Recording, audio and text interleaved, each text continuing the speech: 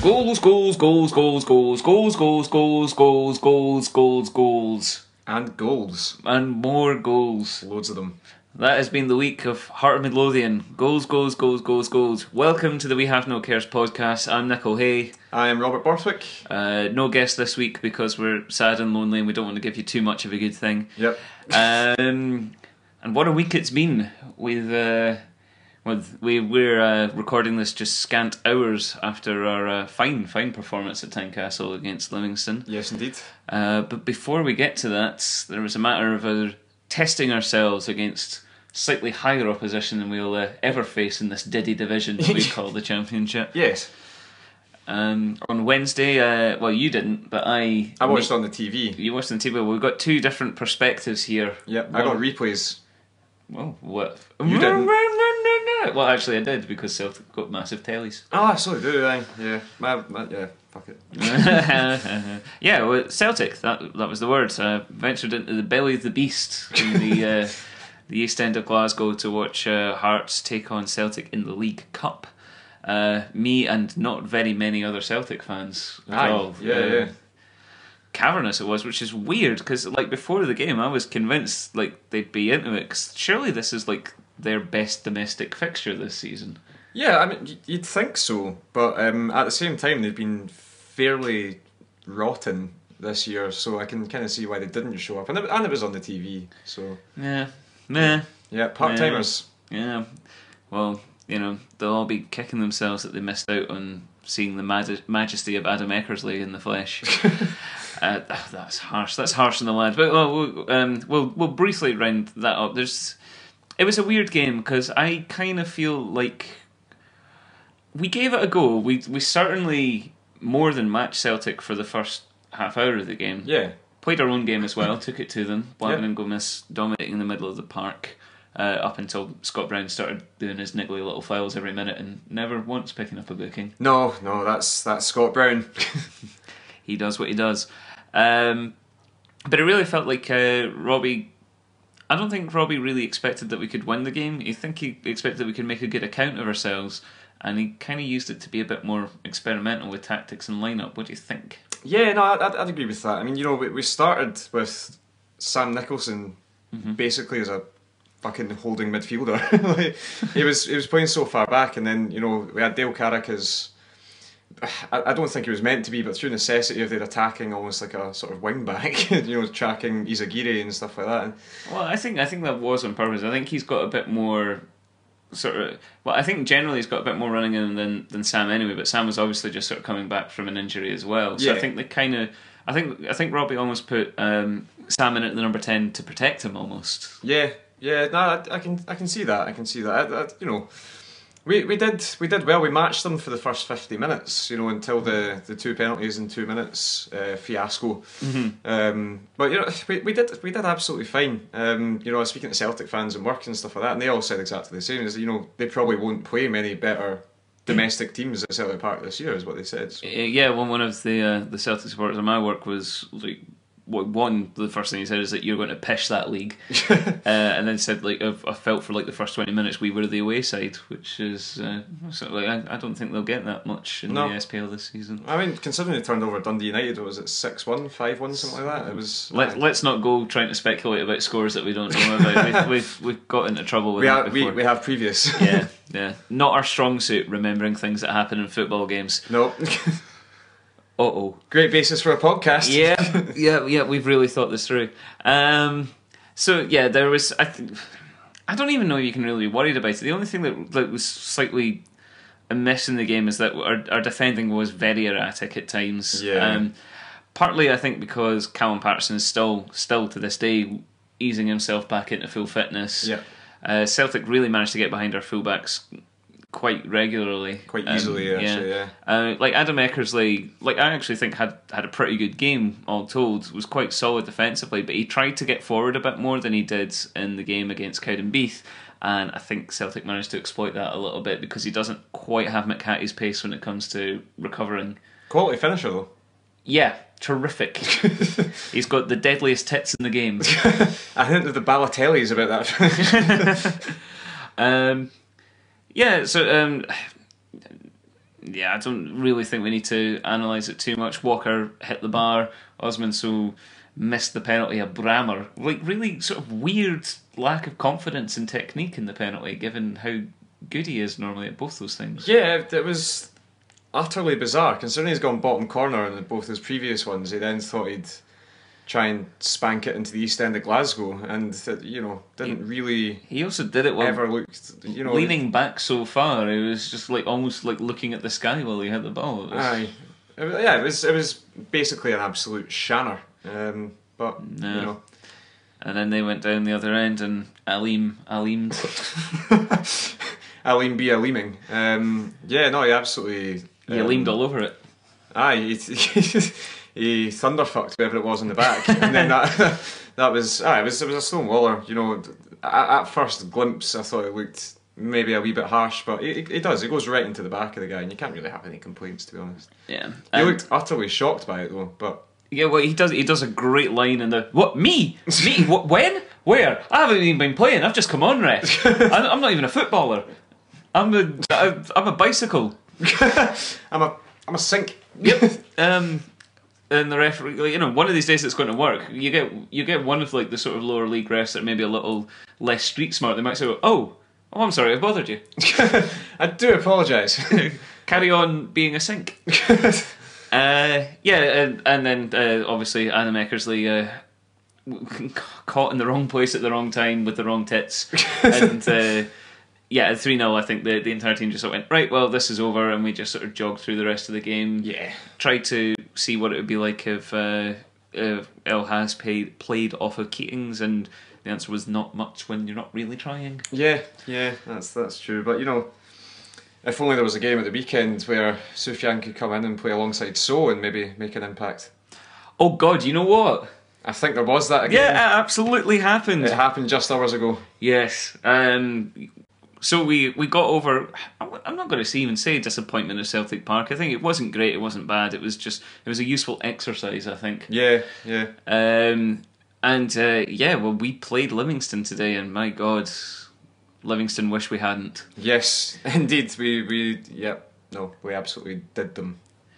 Yeah, every which way. Indeed. Where to start? This was an action-packed game. Quite encouraging. This is this and the Celtic game. We kind of got over our bad habit of the early months of starting slowly. We went right at both Celtic and Livingston from the off, and some of the football on display today was just glorious. It was quite fantastic. The move that obviously sticks out. I don't know if this was before or after the first goal. I think it was before, when it sort of came through the midfield, and so Boabin, Gomez, Wilson, McHattie ended up at Walker, and it was actually a good block from the defender there. But just the one-touch stuff. I mean, they didn't have a clue how to deal with it, and then the ball out wide from Prince was absolutely inch perfect, and it was just lovely. Prince lovely today was quite spectacular, but the way that started with Wilson as well. Wilson sort of showed basic intent, basically on like our very first attack. McHattie was pushed right high up the pitch, so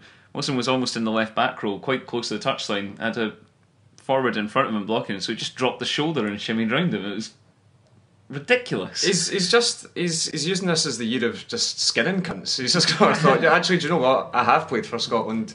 I'm a very good footballer, so look you cunt. There's altogether too much skin on you. I shall be taking that away right now. Yeah, let's resolve this situation.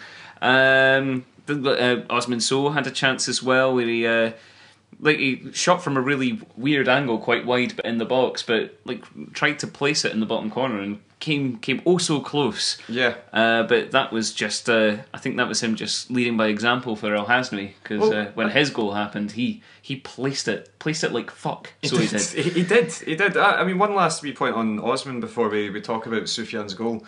It's for the first time in the Hearts jersey he had a point to prove.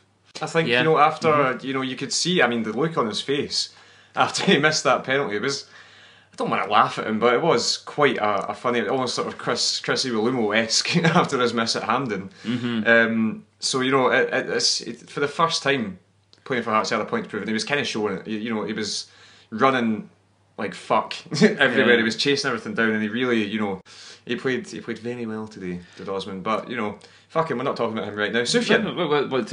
The look on his face when he missed that penalty at Celtic, it's almost like nothing bad has ever happened to him before, and he was just trying, like he couldn't comprehend it. No, he had no idea what was going on. So that should be in the net. What? What the dickens? Mate, what? Yeah, poor guy, but he came back today, and he got his goals, and he was just quite fantastic. But like you said, first of all, Sufyan El Hasnoui opened the scoring on his first start for Hearts. Good work by Nicholson. Yep. On the left, feeding the ball in. We sort of knocked it about midfield quite nicely, and arrived at El Hasnoui on the edge of the box with his back to goal, and did a very, very laboured turn around the Livingston defender, but that didn't seem to matter at all. Because I think you're doing a bit of an injustice there. I think it was a really good first touch that sort of sent the Livy player the wrong way, essentially, and that gave him a bit more time to do a wee think burley about it. Yes, indeed, and it's just a great finish. He hit it exactly how he wanted to hit it.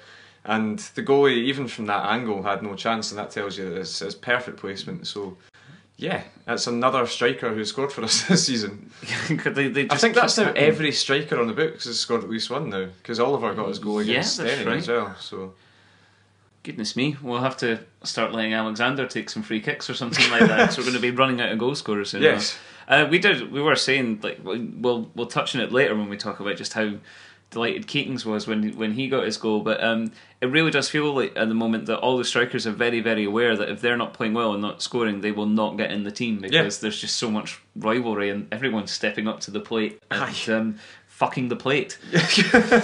Yes. Oh god. But yeah, a magnificent placement by El Hasnoui against, and again the goalkeeper Jameson I thought was quite good today, except perhaps for this next goal.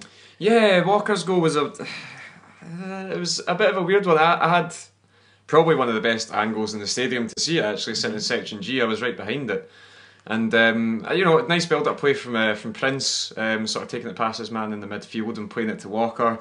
Walker did a Walker and sort of strolled past the guy with relative ease. The guy got back in a good defensive position to stop the cross, because you're not going to shoot from that angle, and he didn't shoot from that angle. It was meant to be a cross. Took a bit of a minor but telling flick off the defender's boot. A whiff. Yes, it whiffed into the net. And the keeper was slightly wrong-footed.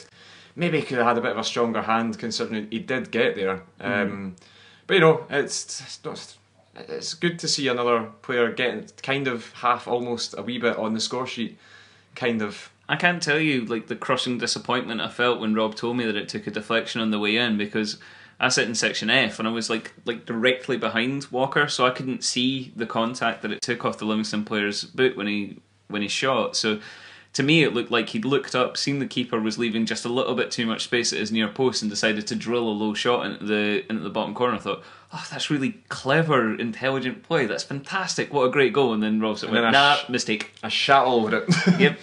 Yep. As I say, I don't think you can pin too much blame on the keeper, because it did wrong foot him slightly when it hit off whoever the fuck was playing right back for Livingston. Kyle Jacobs? Jacobs, yeah. One of the Jacobs. There's like 9 of them, so it was one of them. Yeah. KY Jacobs. Kyle, that's the one. That's what it says on his back. No, it is. It's just... Yeah, you're right. It actually hadn't occurred to me that he's got KY voluntarily written on his back. Yes. Maybe it's just another sponsor. Maybe they've all got it. I'd have to look more closely at their shirts. So that was Walker. A little bit of a mistake from the goalkeeper. We're being harsh. Not nearly as big a mistake as Burton O'Brien made for the third goal. The experienced campaigner. The man, Mr. Livingston. Yes, Mr. Livingston, Burton O'Brien, sort of dribbling it to nowhere across his own sort of 18-yard line almost, and then just, a perfect through ball for Osman Sow, who ran onto it and finished it with aplomb. I think if we're being charitable, we would say that Burton O'Brien was trying to pass back to the keeper and then just sort of dug into the turf a bit and and scattered. But if we're being uncharitable, he meant every inch of it, and he's a fucking idiot. Well, he should just stop playing professional football. He should have walked off the pitch right at that moment. What a dick! What an idiot! But just rifled it in first touch. Like that's the sort of instinctive thing that I think that he needed to sort of build a bit of confidence. Yeah, back. and he did the sort of angry man celebration. You know, you could tell he was pretty pumped up, and you know, a bit of luck maybe needed for him. You know, to get himself on the score sheet from open play again, which is definitely a bonus. It's good because even up to that point though, he was very, very much involved in all of our play. Obviously, him being our main striker and us attacking all the fucking time. It was always pointing that way, yeah. But it was interesting. It felt like, you know, we had like all the sort of passing play that has been a hallmark of this Hearts team. But we seem to be trying a little bit more directness as well, but with purpose. Like a lot of sort of very direct balls up the channels, like So cutting out to sort of inside left position and using his magnificent chest to caress the ball down to his feet or into the path of El Hasmi, and his bizarrely massive shoulders. Mm-hmm. Using it all. Definitely not his neck though. Still doesn't have a neck. No, that is not playing any part in any part of his game. Absolutely not. We have actually, in all the excitement, we've gone past one of the highlights of the first half. Goes Ushturk. We finally learned why he takes all those free kicks. yeah. It was quite funny because we had basically 2 free kicks straight after each other in the same position, exactly the same position. The first one we tried something a bit different. You know, we all got the fear when Ushturk went to sort of smash it again, but he didn't, and they played a sort of wee pass thing, came back to Nicholson, who was fouled from where the free kick was taken, and Ushturk was obviously like, I don't want any of this fancy shit, I'm going to absolutely melt this one and see what happens. I fucking hate that bit of the post in particular. That bit of the post is a dickhead. I'm going to show him who's boss. And he did. He did. It was different from all his other free kicks, because he kind of tries to Drogba or Ronaldo style hit it usually, but he kind of it was quite a nicely taken one. This, you know, it's a bit of movement on it. Dipping curve. Yeah, it was a great free kick. Very unfortunate that El Has didn't score on the rebound as well, but it came to him very quickly. That ball was hit with the power of 10,000 exploding suns, so it did rebound off the post with like a mere 8,000 exploding suns. So yeah, still difficult for Sufyan to get his head around that. That's science. Yeah, you cannot argue with science. Just try. So on to the second half, where more of the same. Basically, we actually possibly had more chances in the second half than we did in the first, where we scored 3 goals. Yeah, Jameson decided he was Lev Yashin and sort of made some quality saves. I mean, Osman So at the near post, and then Keating's hitting the back across him. Keating's smashing one. It was fairly down the throat of the keeper, but and every time he just stood up and went "Nyet." Nyet. Aye, of course there was Morgaro. Like I said at the game, he's going to be gutted that didn't go in now, because we're going to be expecting him to do that in every single game now. Like hit the bar? Well, shoot. Yeah. The only time I'd ever seen him shoot before was when he scored an absolute thunderous effort against us for Dundee United. Yeah, well, Andy, who I sit next to, was like, just as we were sort of enjoying the feast of football, so it was like, I wish Morgano would get forward a bit more, because that goal he scored for us against us for Dundee United, I was like, well, someone's got to stay back. We can't all attack. And then Morgano went, nah, I think we can all attack. Aye, at this time Ozturk was probably in a centre forward position, just for the absolute sheer and utter fuck of it, because he just does what he wants. He certainly does, and that sort of brings us to the slightly less positive side of his game. He was very clearly very, very bored for a lot of this game, and he was boating the show all over the place. Like one where it was all right. Like there was like just a long sort of hopeless ball from Livingston. There wasn't a Livingston striker within 20 yards with him, so he did like a no-look header off the top of his head back to Alexander, which even at the time I thought, right, fine, it's a bit risky, but you can't really do that all the time. And then he decided to do it when there was like 3 living players around him and 6 running on. It was just like, no, mate, no. I know you want to. but just head it forward next time, alright? Do you reckon he has like ADHD or something? What did you see the one where there was a ball sort of played back to him? He could have very easily like headed it to Patterson, but no, he played it with his shoulder instead, just for like. He is actually, you know, in a team that's got, you know, Sam Nicholson, Billy King, Jamie Walker, Osmond, so, you know, the quality midfielders and Gomez and Blabbin, he's probably the most entertaining player we have. he absolutely couldn't care less about anything. And I think he's one of these players who absolutely hates the fact that he's a centre half. Yeah. He despises it. He showed up at a trial when he was like 14. He was like, I'm a striker. I was like, no. Nah, mate, you're not. You're not. Exactly.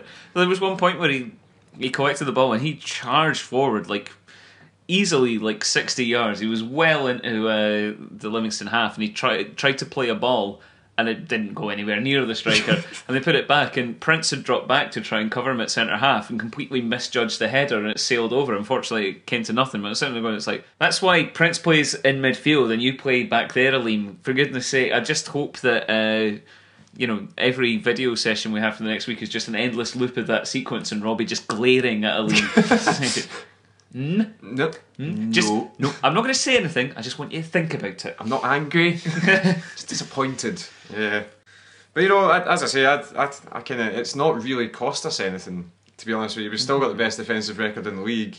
Yeah. We still only conceded 4 goals all season in the league. Yeah. It's fine. He's getting away with it. You know what it is? It's just sheer greed. It's just looking for things now. It's like last week when we were sitting there was guys behind me when we were 4-1 up going, oh, come on Hearts, it's about time we got another goal. And it's just like, what? Are you crazy? Like 9 months ago we'd have given our dicks for like 4 goals over the space of 3 games. Old guys getting absolutely seething at the fact we've only scored 4. Yeah. Fuck's sake, Nielsen. His tactics are terrible. Get it up the park. Oh, and on that note, John McGlynn. John McGlynn. Oh, keep trying, John. Yeah. Keep trying. Just not at Hearts. Don't ever come back. No. Stay away. Yeah. Oh, we've not even really covered the last 2 goals. James Keating's goal was a nicely worked move. Nicholson breaking. No, King, because Nicholson had gone off at this point. Yep. Billy King. We didn't even start Billy King. He's probably been our best player for the whole season, apart from Margaro Gomez and apart from Osmond Sohan, apart from McCarthy and apart from lots of people. But he's been very effective and very good. I'm going to call it. I think he has been our best player so far this year. I think he's had the most influence on us. But you know, we've had lots of good players. We have. The upshot of that. It's great, isn't it? So yeah, Billy King came on and won the ball through. Won the ball in the wing. Put in a nice ball into Carrick, who laid it off for Keatings, who was standing in the right place at the right time, lashed it home, and wow, he can really run about once he's got that monkey off his back. Lost every inch of his shit celebrating. Yeah. He's, you know, he's threw that monkey to fuck, and then yeah, he murdered that monkey. It was a decent finish. You know, one you'd expect anyone to score. Really, you know, pretty much put on the penalty spot for him. But again, absolutely vital for him, given he obviously missed the penalty against Falkirk, yeah. And the 2 chances he'd had this game, one was a wonderful save by Jameson, and one was he really hit it right at him and really should have done better. He had loads and loads of time. Yeah. That one he really looked nervous when he was punting it, powder puffing it straight into Jameson's tits. Yes. I've said tits a lot in this podcast, but I enjoy it. You do love your tits. And God, tits are fantastic. Aren't they great? Oh. Whoa. Yeah, we've got a bit live this week. Lad Bible tits. But yes, tits are fantastic. Almost as fantastic as Hearts' 5th goal. What a link. Callum Patterson. You go ahead. You take this one. Thanks, man. It was a nice wee sort of build up in the midfield between Patterson and Gomez. A wee give and go from Patterson. He actually completely messed up his first touch and let it go a bit too wide. But that obviously worked in his favour. He wrapped his foot around the ball. What a cross in! Absolutely phenomenal ball. So had made a fantastic run in front of his marker as well. Yeah. The former Hearts player Craig Sivis. And just a great wee finish. Delicate touch all it needed. The ball had the pace on it anyway, and diverted it into the bottom corner, and he high-fived the crowd. Yeah, not one off the training ground, I think, but interesting given that Patterson's crossing since he came back from injury has been patchy at best. Maybe he should be off balance every time he tries it. Yeah, he should miss his first touch way more often. So that was all the goals. Well, like just generally a wonderful afternoon. Yeah, I think it was great. We've hardly even touched on the fact that Danny Wilson was absolutely phenomenal today as well. That tackle Danny Wilson had on the edge of the box, it sounded like the 1 o'clock gun going off. It was phenomenal. It was fucking great. It was just like a huge 2-footed lunge, but he was completely in control of it, and then like both him and the striker had their foot on the ball, and it was coughing. Oh, come on! But yeah, he was. I think actually, that tackle killed several dinosaurs in the nearby postcodes. I was kind of expecting to look up and just see like a flock of birds like flying away, panicked. But yeah, no, he did have a marvellous game. I think largely trying to keep Aleem paying attention to what was happening around him. But yeah, he was magnificent in defence, and like we say, he charged forwards and just embarrassed several Livingston forwards by dropping a shoulder and going around them. I know he is a very good footballer though. You know, yeah. he plays with the ball at his feet and stuff like that.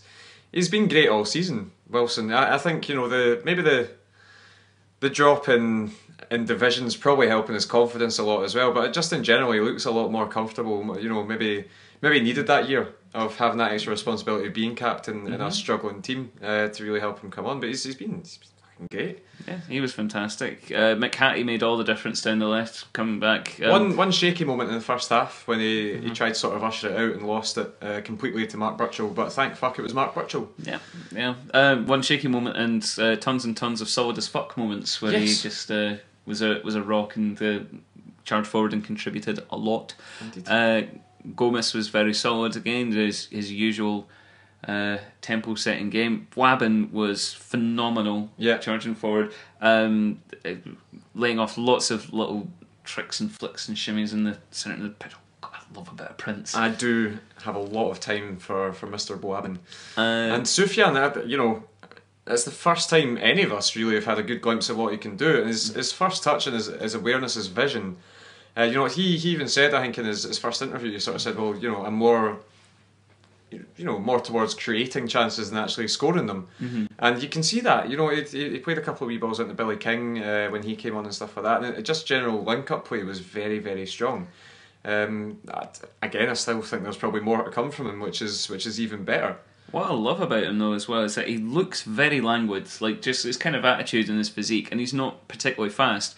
But then you sort of check yourself and realise, wait a minute, like 2 seconds ago he was like basically as deep as Gomez picking up the ball, and now he's with the forwards. How did he do that? Can he teleport? That's the only explanation. But Fridgie said it last week. One of his observations from the Dumbarton game is that he covers a lot of grounds, and he certainly does. Like his zone appears to be about 40 yards wide, and that's fantastic. It's great to see, and it's good to have that link between midfield and attack, because you know obviously we've got Gomez and Blabin to link midfield and defence. Maybe sometimes, especially against Celtic on Wednesday, I thought So was very, very isolated, for example. Yeah. And you know, having someone like Soufiane is absolutely tremendous.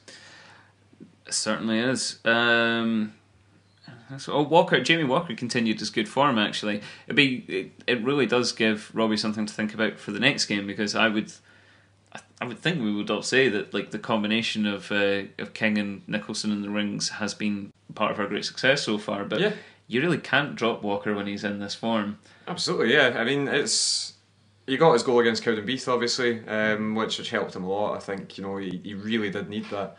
And then he came in today again. He was very lively, you know, doing that thing that he does when he runs at defenders and terrifies them, because he is very fast, very skillful, and he can get a goal. So yeah, it's good to see him firing on all cylinders again, because it has been needed from him. Obviously, we'll see how training goes this week, but it might actually be interesting if it's actually Nicholson that gets dropped for the next game, because it still feels like he's kind of easing his way back in. I mean, you noticed something that kind of suggests that he's not quite up to full speed. Yeah, I don't think I don't think he is up to full speed. You know, he wasn't the usual Sam Nicholson. He did have a couple of nice wee runs, and you know, it was incredible that he got 2 players booked in the in the space of one run forward.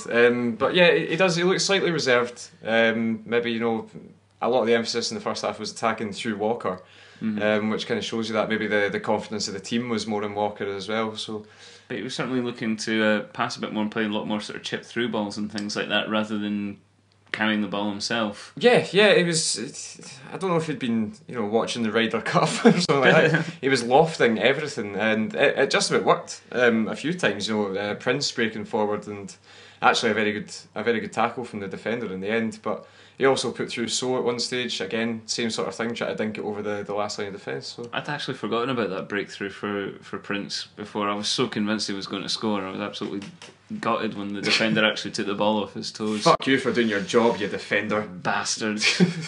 Actually, well, that takes on nicely to ex-Jambo watch, because there was plenty of them in the Livingston ranks. It was like a who's who of sort of fairly average ex-Hearts players. As you mentioned, Mark Birchall gamely worked on the wing.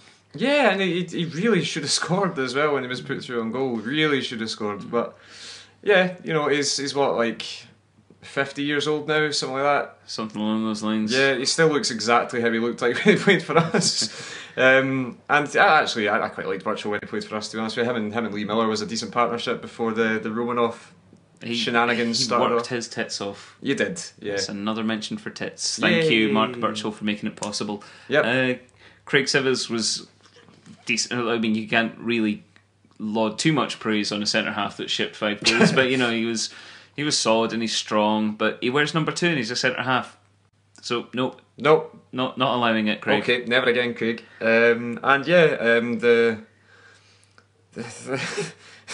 The man who's aged worse than anyone on earth, Gary Glenn, who's only 24. He's 24. 24 years old. He fucking looks like Danny DeVito.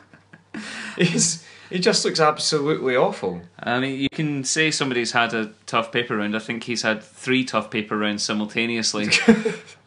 Possibly through Chernobyl. I don't know. He's not looking good. No, and he's not playing very well either, because he's just very Gary Glenn. He just did what Gary Glenn does, whereby, you know, he can take the ball on the feet back to goal, and when he's facing goal or in front of goal, he is atrocious. He's like 60% of a good footballer. Well, it's been kind. Let's split it in the middle and say 50-50. Well, I'm giving him the extra 10% just for that goal against Hibs. 2 goals against Hibs. I'm just talking about that one. Which one? I'll leave you to decide. Okay. Yeah, so that was Livingston. That's Can we mention John McGlynn again? There was just that moment when the ball was sort of like arcing out, and Robbie sort of killed it with his best first touch he's ever displayed at Tynecastle, and it just looked magnificent, suited and booted, like easy touch, totally in control. And then you sort of like look a little bit over to the right, and there's McGlynn just looking like he's lost and pissed himself. Yeah, he's allegedly. He still persists with wearing that fucking cap. The same one that he's always had. It's probably like a Gola or an Aless. Well, you know, if he let the sun get in his eyes, how would he possibly be able to make all the tiny tactical changes that he uses to control the game? John McGlynn. Fucking hell. At time of recording, that leaves us 6 points clear at the top of the championship. And Jesus Christ, John McGlynn, man, fucking hell. With Rangers and Hibs to play tomorrow. So I don't know about you, but I'm looking for Hibs to win that 1-0, just to give them a little bit of hope, so that they don't make any changes that might actually help them. Yes. And I think 3 or 4 injuries on both sides. 12 red cards would be great. Mm-hmm. That would actually see the game abandoned. You can have 8 red cards. You can have 8. 8 red cards, yep. Remaining players injured would be fantastic. Yeah. But you know, anything but a Rangers win would be nice, to be honest with you. I'd be happy with that, even if it was just a draw. I'd be fine. I don't feel comfortable rooting for Hibs. Or I haven't done in the past, but now they're so fucking risible, I don't really care. They're just a little cuddly toy now. They're like a pet. Yeah, exactly. You know, you do what you want. No, crazy kids. No, like I say, I just want them to have that little ray of false hope. Yes, that they always seem to give themselves before the most catastrophic falls. Yeah, like that little ray of hope before they, I don't know, who have they got left to play that's rubbish?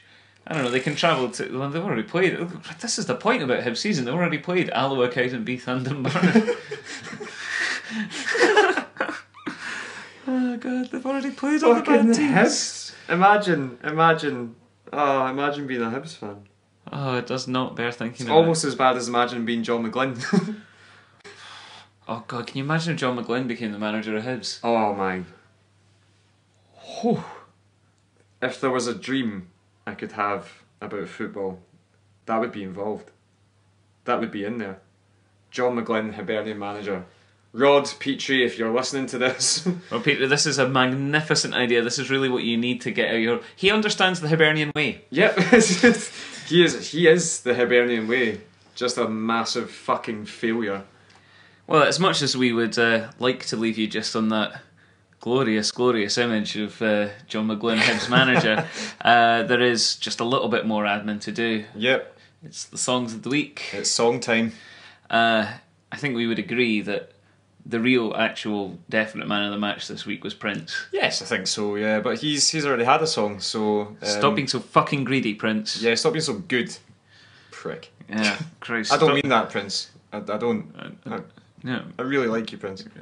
Maybe towards the end of the season, once everyone else has had a song, we might try and come up with some more songs for we you. didn't really think this through. Like, we're going to have to go through all the coaching stuff.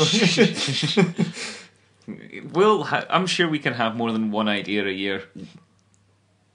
Yeah, definitely. 100%. So we've decided that second best from the game was Danny Wilson, who... The skipper.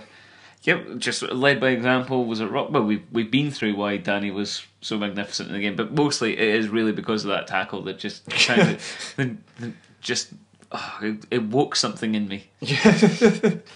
Okay, so a song for Danny Wilson. You are Captain Danny Wilson. Oh, and he's wearing number 4. He don't care about the Rangers or the Hiveys. He don't care about that. Ding, ding, ding. He don't care about that. Ooh, he's just like Buddy Holly. I like it. Yeah, a little bit of Weezer for you there. I don't think there's many football chants to Weezer tunes. I doubt it. There should be though. Great band. That one, for example. Yep, there's one.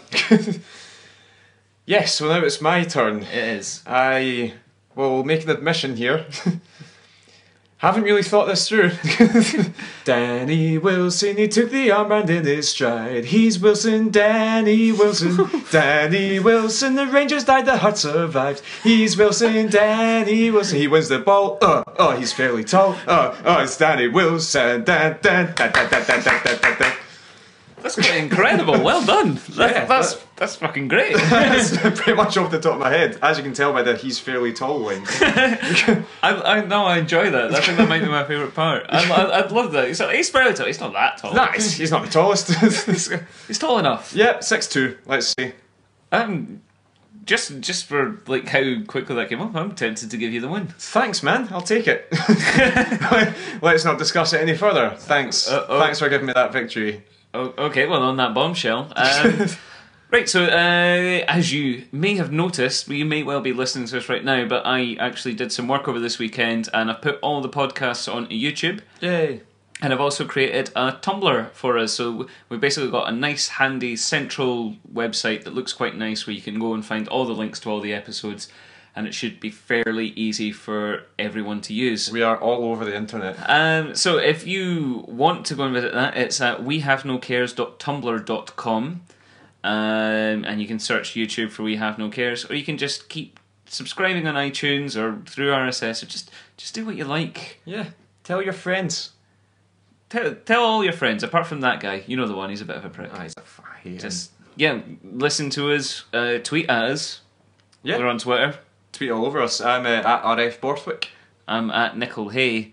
But we should be back next week. We will be, yeah. We're both going to Queen of the South away. which I'm really looking forward to. I think this might be the best away trip of the season. It's the only real away trip, to be honest with you. The rest of them are all sort of within touching distance, which is annoying. Yeah, this is going to be an epic. Yes. And yeah, Steve Crawford. Stevie Crawford. Hey, baby. Amaruso, that's a run, it's a down!